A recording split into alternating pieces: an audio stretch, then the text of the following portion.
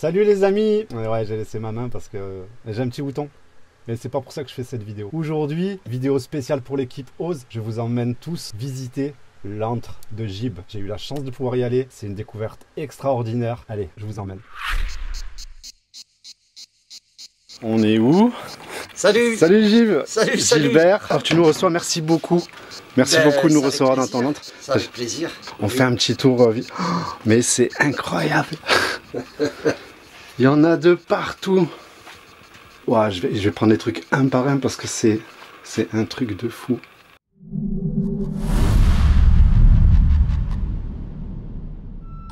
Gib, ou Gilbert, est un artiste passionné des œuvres en lien avec le paranormal et l'horreur. Il a des centaines d'œuvres à son actif qu'on lui commande, y compris à l'international.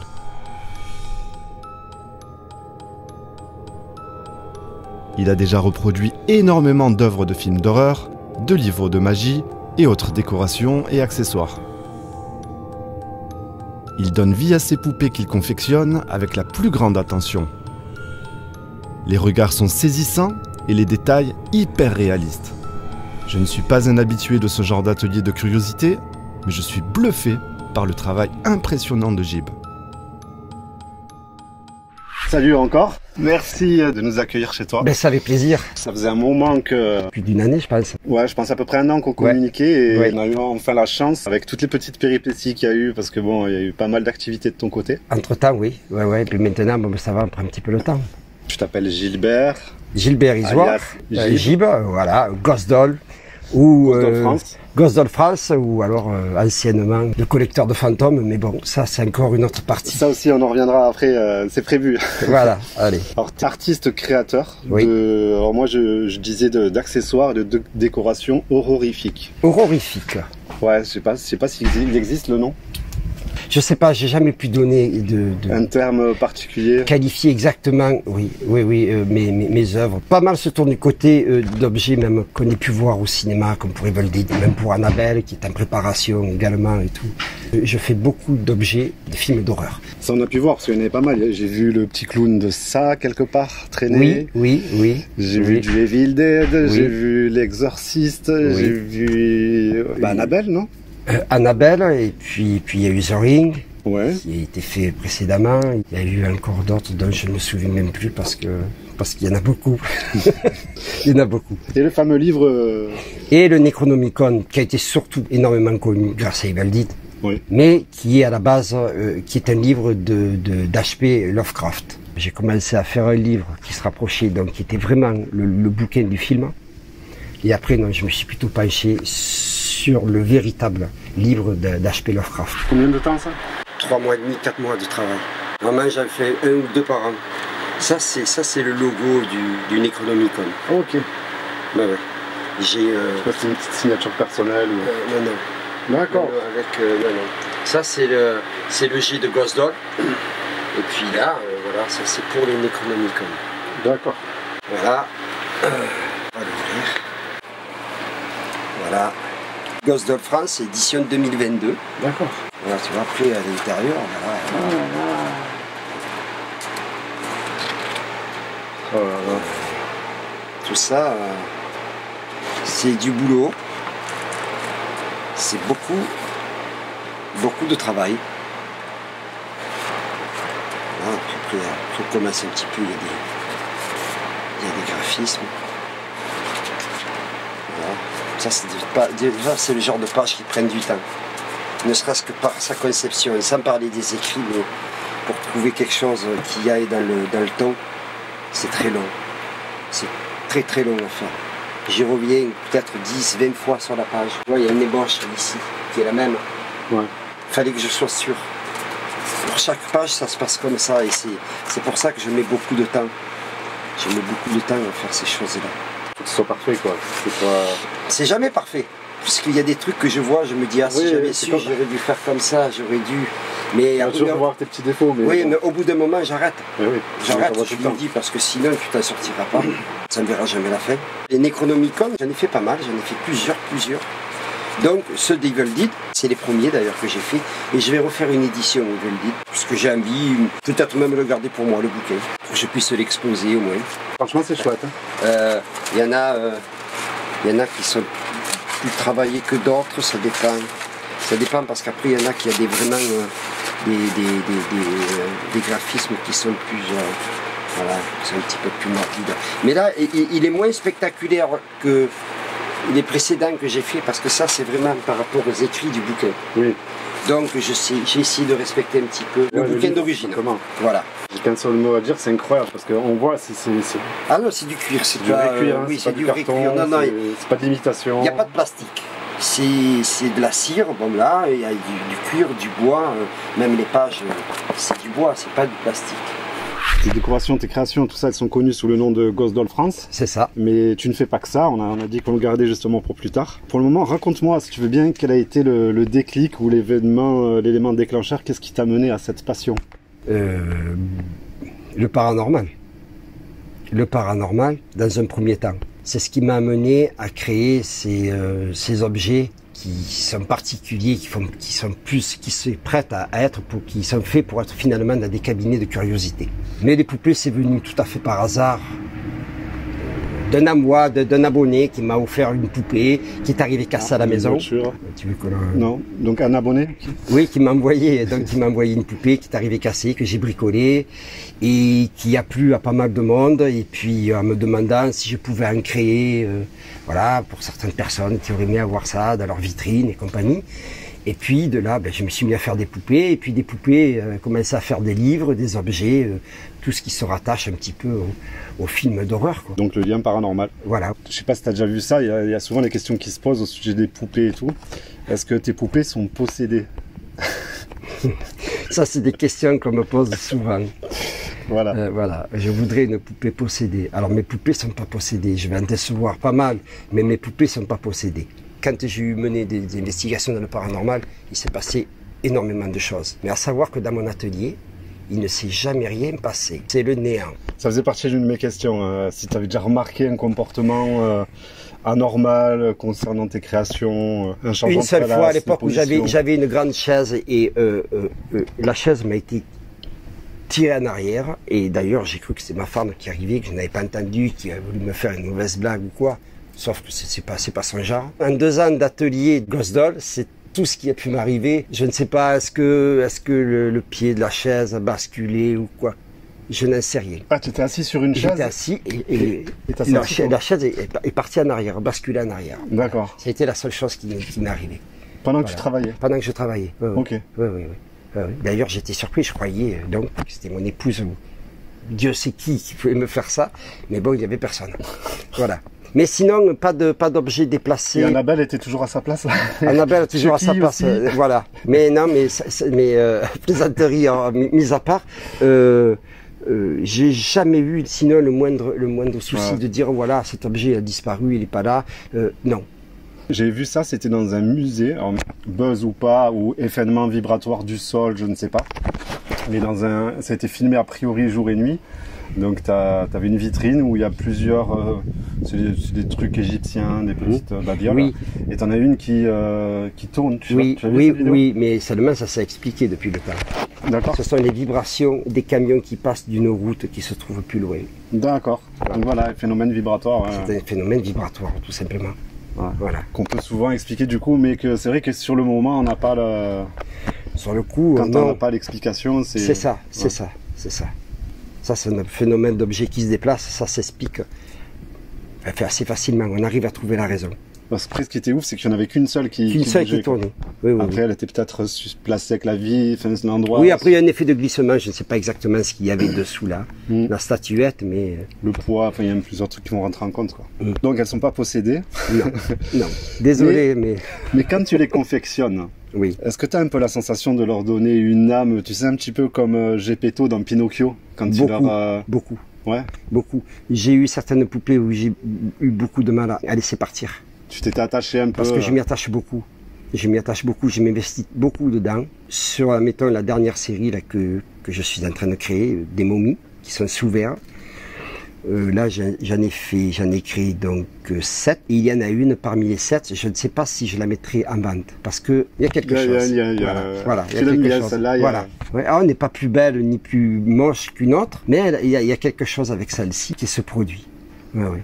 Tu auras du mal à la laisser partir. C'est ça, c'est ça. C'est un petit peu mes enfants, quoi. Je les bichonne souvent, puis souvent, heureusement, bon, je suis tout seul, j'y discute avec, je leur dis, mais je fais ça fait 2 fois que je refais cette peinture-là, et je dis, mais tu la veux pas ou quoi?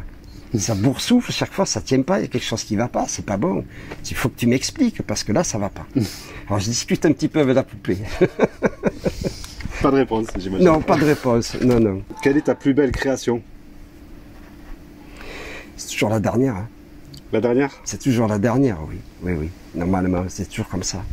Mais il y a des créations que j'ai fait, des poupées que j'ai eu faites, notamment quelques nonnes, où j'étais très fier parce que le résultat, j'étais vraiment étonné d'être arrivé à cette performance.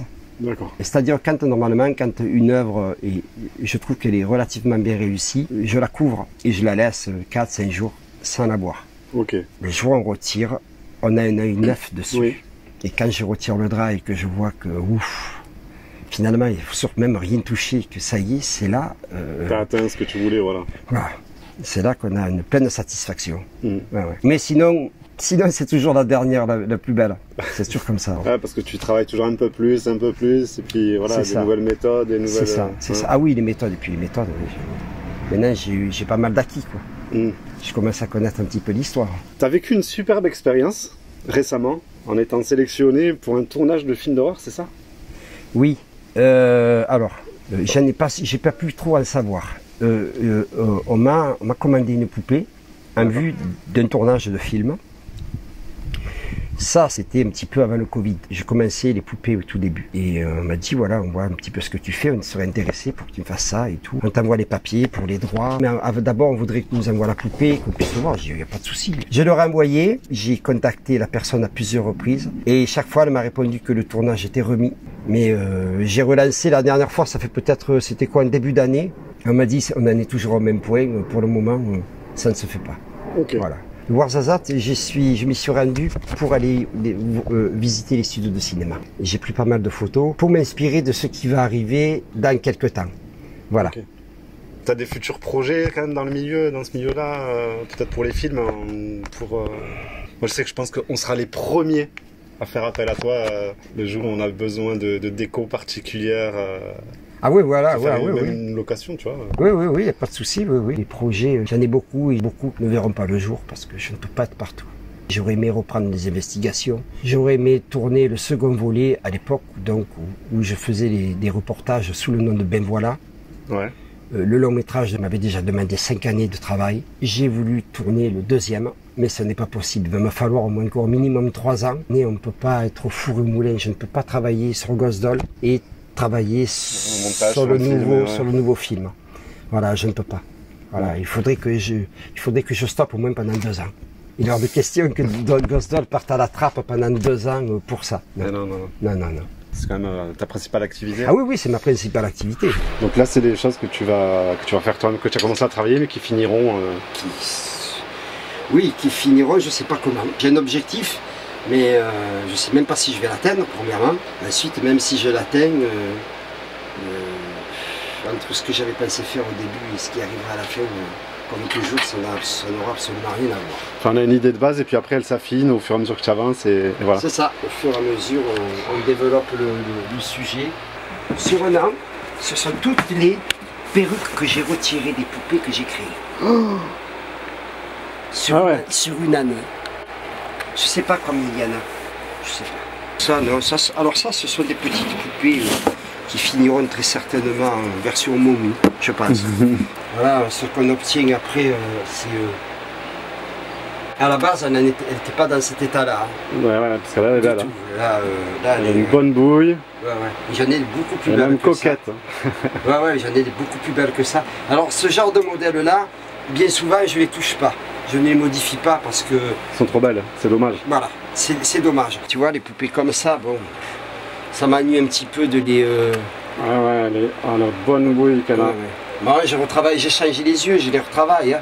Je ne les laisse pas avec leurs yeux qu'elles ont d'origine. Elles n'ont rien dans le regard. Bien souvent, les yeux sont même mal collés. Alors, il suffit de les démonter, de changer les yeux et les cils.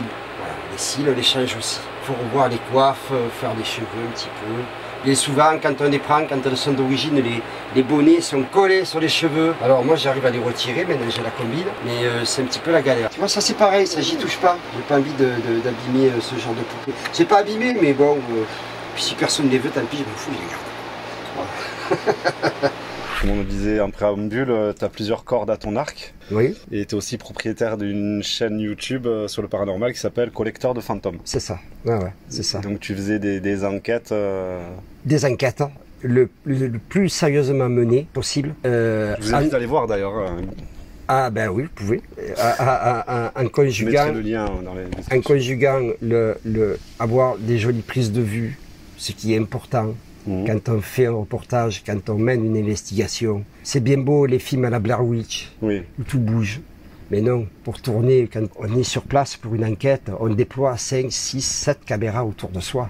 On a un peu besoin de tout type de plan, tout type de... Hein. Bien sûr, bien sûr. Et puis on y va, une fois que le tournage est fini, on fait des prises de vue, on construit le reportage. Donc moi, un reportage me demandait à l'époque, il y a à peu près 2 ans, me demandait environ entre 4 et 6 mois, un seul reportage. Pour une chose surtout importante, c'est que une investigation, je ne me la menais pas un jour ou une nuit. J'y retournais des jours et des jours. 2 semaines, 3 semaines, 4 semaines. Bien entendu, dans le film, vous ne le voyez pas, puisque j'essaye d'être raccord avec mes vêtements. Parce que sinon, c'est trop compliqué. On ne peut pas expliquer, ah ben, il s'est passé tant de jours, je suis parti, je suis revenu. Non, on essaie d'être raccord, on monte un film d'1h30, comme si ça s'était passé vraiment dans un temps d'1h30, sauf que ça a mis 5 mois. Et à ce moment-là, on obtient quand même un résultat. Oui, au bout de 5 mois, ouais, je pense que tu en as un petit peu, parce que c'est vrai que sur une nuit, des fois, c'est court. Mais c'est pas ça, il y a des jours où il ne se passe absolument rien, pendant des semaines. Et puis d'un coup, les phénomènes arrivent bien souvent, même quand on ne s'y attend pas. On n'a pas encore démarré le tournage, qu'on démarre sur les chapeaux de roue vite, parce qu'il y a des voix de partout, parce qu'il se passe des trucs, les caméras se cassent la gueule seules. Ça m'est arrivé plusieurs reprises de casser du matériel, d'avoir des batteries HS, alors que nous étions même pas en hiver, il faisait peut-être 22, 23 degrés, il n'y avait pas lieu que les batteries se déchargent. Mais quand une se décharge accidentellement, ça va. Mais quand 7, 8, 9, 10 batteries se vident, c'est qu'il y a un problème. Oui. On sort les batteries, on en met d'autres, et puis on s'aperçoit que finalement, les batteries qu'on a enlevées sont pleines. En plus. Voilà, c'est ça. Le stress en enquête. Au taquet. Au taquet, il faut être au taquet. Il faut être à l'écoute de tout, il faut faire attention à ce qu'on ressent, surtout. Alors, pendant longtemps, je me fiais beaucoup à mes appareils. Même les détecteurs d'électromagnétisme, qui sont faits à ma façon, qui sont plus dans le style steampunk même, qui au moins, qui soient jolis à filmer, que ce soit agréable, tant qu'à faire. Je préfère avoir que c'est quelque chose qui est de la prestance. Tant qu'à faire. Oui, si tu parles des miens, les miens, je les ai fait dans de la mousse, je crois, genre polystyrène, j'ai percé, j'ai mis une plaque dedans, là, qui sort, c'est moche en plein, mais... Oui, mais c'est fonctionnel. C'est fonctionnel, mais je me suis dit, voilà, j'ai l'idée de le mettre dans une poupée un peu plus tard, voilà. Voilà, par exemple. Le stress, oui, ben, il le faut. Il le faut. Ouais. Oui. De toute façon, pas besoin de l'appeler, il vient. Hein. Il est très vite là, oui. Et pas besoin d'arriver à la nuit noire pour avoir des gros coups de stress, des coups de froid, des trucs affreux. Ça peut se passer, ça se produit en pleine journée, il n'y a pas de souci. Tu le sais, la nuit c'est mieux parce que le silence est vraiment là. Normalement, le moindre truc qui se passe, on le perçoit. Le jour, il y a les bruits de fond, de ville, même si elles sont très loin, mais elles sont présentes. La nuit, il n'y a absolument aucun bruit. Ah, c'est plus calme. C'est plus calme. Ta pire expérience? La maison voisine est un épisode qui a été relativement compliqué, puisque les entités avaient besoin de beaucoup d'énergie pour pouvoir se manifester. À savoir que cette maison, elle avait quelque peu brûlé, qui date des années 40-44. Elle a été abandonnée, mais vraiment abandonnée parce qu'il n'y a pas de tag, il n'y a rien. Il n'y a pas eu de squat. Okay. La maison était vraiment abandonnée. Et les entités qui se trouvaient là, je dis se trouvaient, tu vas comprendre pourquoi, se trouvaient là, avaient besoin, pour pouvoir se manifester, prendre de l'énergie. Et à savoir, l'épaulière, la tirelle que j'ai sur moi, j'ai des grosses batteries qui alimentent constamment mes caméras pour éviter de changer tout. Oui. J'ai dit, on alimente à gogo. Normalement, ça peut durer même 24 heures, je crois. Ouais. C'est énorme. Et là, je sens qu'autour, qu'on te tourne autour. C'était fin d'hiver, je crois, c'était au printemps. Mais je sens qu'il y a quelque chose qui n'est pas clair, qui n'est pas net. J'ai le stress qui monte, l'angoisse. Et d'un coup, me sort une voix, mais énorme, qui me dit, on veut les battre. Batterie. Ouais. Sauf que ça a coupé avant. Quand j'ai eu cette voix-là, j'ai senti derrière qu'on m'attrapait l'épaule. Dans le couloir, j'ai bondi comme un lion, je me suis sauvé comme c'est pas permis, j'ai hurlé. J'étais même furieux, alors je m'étais mis dans un état de colère, alors qu'il n'y avait pas lieu. Je me suis mis dans un état de colère, en engueulant les entités en leur disant « Non, ça vous ne le faites pas. Venez me parler, vous ne me touchez pas. » Il n'y avait pas lieu de leur dire ça, de les engueuler. Mais ma colère a pris le pas sur ma peur. Non, mais de quelque part, c'est un peu normal, c'est humain, tu mets tes barrières, je suis un peu comme toi sur ça, pareil, je veux pas qu'on me touche, je suis prêt à machin, mais je voudrais pas qu'on... Voilà. Non, mais après, des fois, en même temps, plus souvent, je leur ai dit, prenez sur moi, prenez. C'est une chose, dans mon moment, qu'il ne faut pas faire. Mais je leur dis, prenez sur moi, quand je sens que les trucs se gèrent bien, ça va. Mais là, je ne m'y attendais pas du tout. Je suis rentré, et même dans...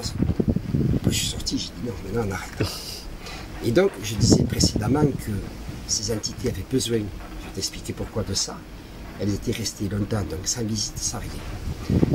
Cette investigation, je l'ai finie avec un ami qui m'avait accompagné parce que je disais tout ce qui se passe, j'aurais besoin de toi, et puis j'avais très peur des sangliers.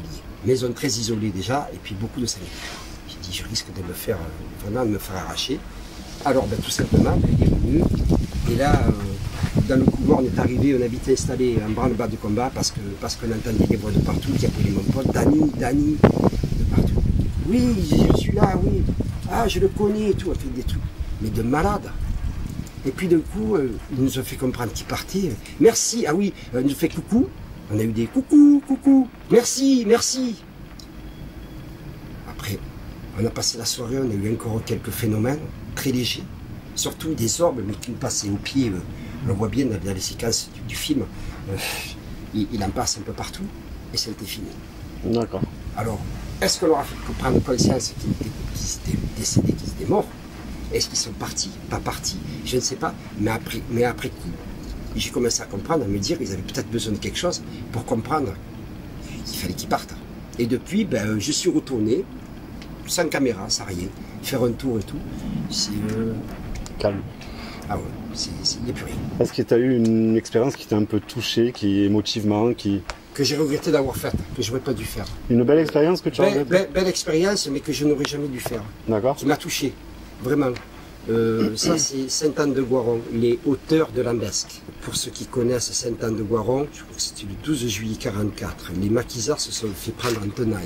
Ils ont été littéralement massacrés. Je suis allé là-bas, sacré passé là. C'est lourd. C'est pas les châteaux, non? Non, c'est pas les châteaux. Bon, on va essayer de les appeler. En disant bien que je voulais pas être irrespectueux. Je me mets au pied de ce monument, plein d'hiver, il faisait un froid en plus, abominable. Et je mets la chanson des partisans. Tout est parti en cacahuète. Devant moi, j'avais mis une SLR. On détecte les mouvements. S'il y a un spectre, quelque chose qui passe, on le voit. Ouais. Donc j'avais tout prévu. Je mets tout en route. Je commence, je mets la musique. Tout s'est arrêté de partout. Je ne m'étais même pas aperçu parce que je continuais à parler, j'essayais de savoir ce qui se passait. J'ai compris, je sentais autour de moi que ça n'allait pas du tout. Je stressais à mort. J'avais des chairs de poule, j'avais des maux dans le crâne, des maux de tête abominables. J'arrête, je dis excusez-moi, j'arrête. Je ramasse tout comme je peux et lorsque je suis parti, que je descends, j'ai pris cette pente pour descendre à mon véhicule. Je les avais dans le dos. Je ne sentais pas des mains, mais je sentais derrière moi que ça me poussait, me dire dégage. Ça m'a fait peur, mais c'était une expérience énorme pour moi. Plus belle, parce que je la regrette, j'aurais jamais dû faire ça. Jamais. J'ai eu une belle leçon. Il y a des endroits où il ne faut pas jouer à ça. J'arrive au bout de mes questions. Par contre, je ne savais pas que tu faisais de la sculpture et tout ça avant. Oui, ça remonte à loin. Mais ça t'a toujours été. J'en ai toujours fait. Tu as toujours été artiste. J'ai toujours peint, j'ai toujours sculpté. D'aussi loin que je puisse me souvenir. Voilà. Maintenant, vous savez, il y a une seule adresse. Vous voulez des poupées, tout ce qui est paranormal, une seule adresse. C'est Gilbert chez Ghost Doll France. Voilà. Il y aura tous les liens dans la description. Merci. Je t'en prie. Merci, et puis à bientôt. Bon plan spécial vidéo, bénéficiez d'un bonus ou geste commercial décidé par Gilbert en envoyant un message privé contenant le code OSE 2022 à la boutique Ghost Doll France sur Facebook Messenger. Vous trouverez le lien dans la description. Merci d'avoir vu cette vidéo jusqu'à la fin et si le contenu vous a plu, likez-la et suivez-nous pour d'autres découvertes.